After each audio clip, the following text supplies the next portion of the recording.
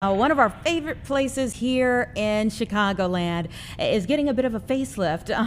At 121 years old, I want to bring in the president and CEO of Ravinia Festival, Jeff Haydon, to talk a little bit more about this massive renovation project. Good afternoon. Good afternoon. Thanks so much for having me here. Oh, thank you for your time and for shepherding this effort to preserve a place that so many of us hold near and dear to our hearts. Ravinia has a long history, a long legacy in this area. So you're doing this $75 million renovation project. Talk about where we are at this point.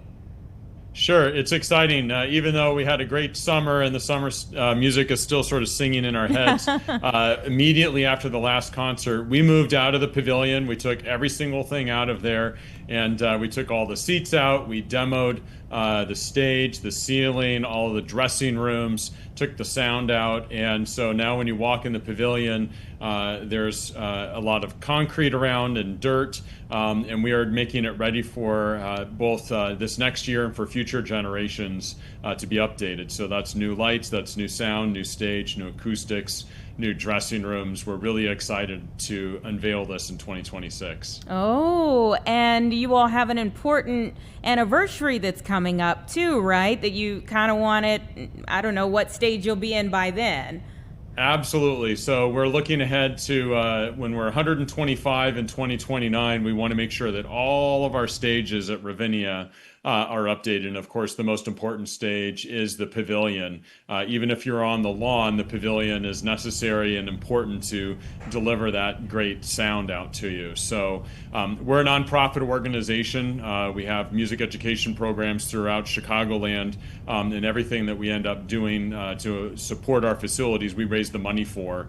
And so we've had a lot of generous contributions to help us pay for this so far, and we're looking forward to having the community come in and participate at this point to put their name on a seat, on a brick, maybe a star dressing room, but really anything helps a lot because this is the community's asset, and we're really fortunate to be able to have it here. Oh my, can't wait to see it when it's all done. Is it weird to you though to see it kind of dressed down? Well, what's really weird is that it actually is wrapped. So there's actually a huge vinyl wrap around the whole outside of the Pavilion.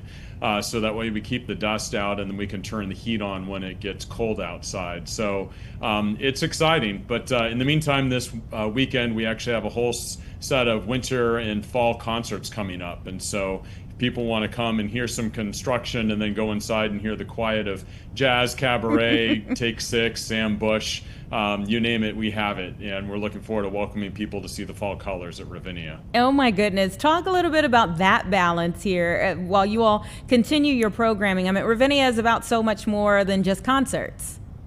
Ravinia is so many things. We have the concerts in the summertime, which we know and love. We also have a massive music education program that takes place in 120 schools throughout Chicagoland, and we're putting instruments in kids' hands. So that's very active right now as well. As I said, we have concerts that take place inside in our Martin Theater, in our arts and crafts style theater that's 121 years old, beautiful spot.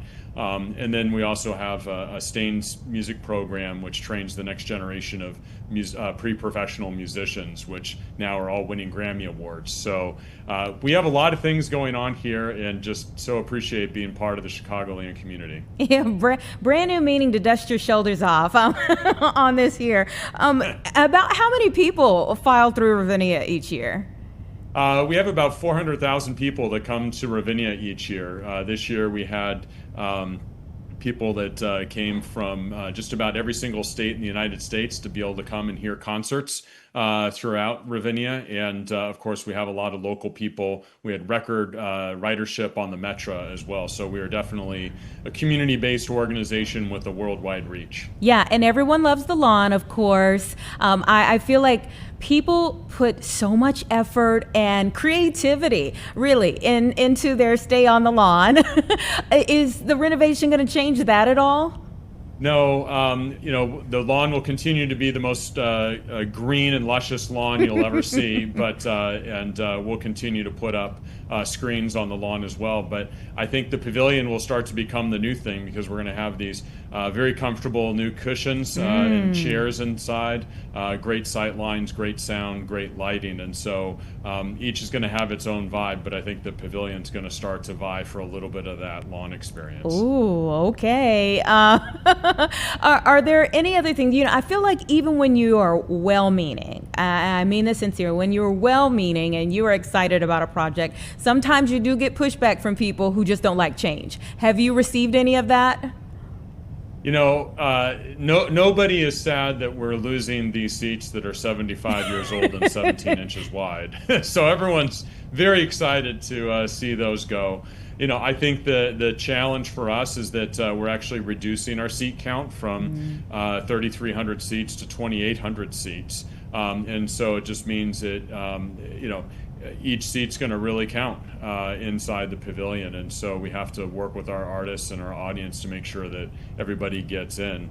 And I would just say, we are in a neighborhood, and so we're working really closely with our neighbors to make sure that our just slight little home renovation project doesn't disturb them too much. They've been really great about it, but we want to be good neighbors as well. Yeah, I can totally understand that. And overall, what do you hope that people really keep in mind during this time where you all are going through such a transition?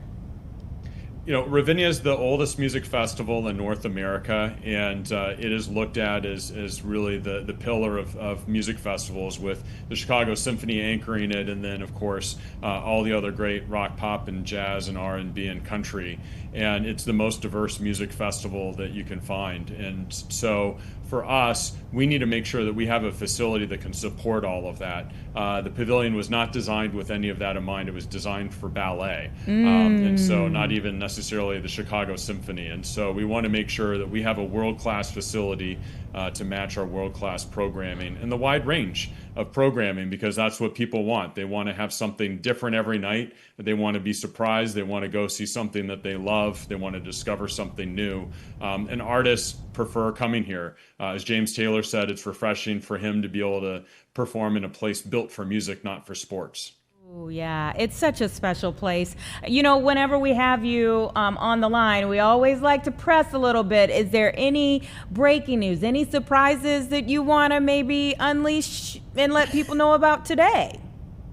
I have to save some fodder to be invited back in March when we do our big unveiling for the season. So we will continue to have our big season announcement in the middle of March. Do note that our summer will actually look a little different next year. We'll have a big set of concerts in our Martin Theater at the beginning of June, but then we will actually go dark for a few weeks and not reopen until mid-July, because we have to move back into the new theater, get it all ready, test it out, and then July 11th will be the big date that we'll start the summer season in earnest.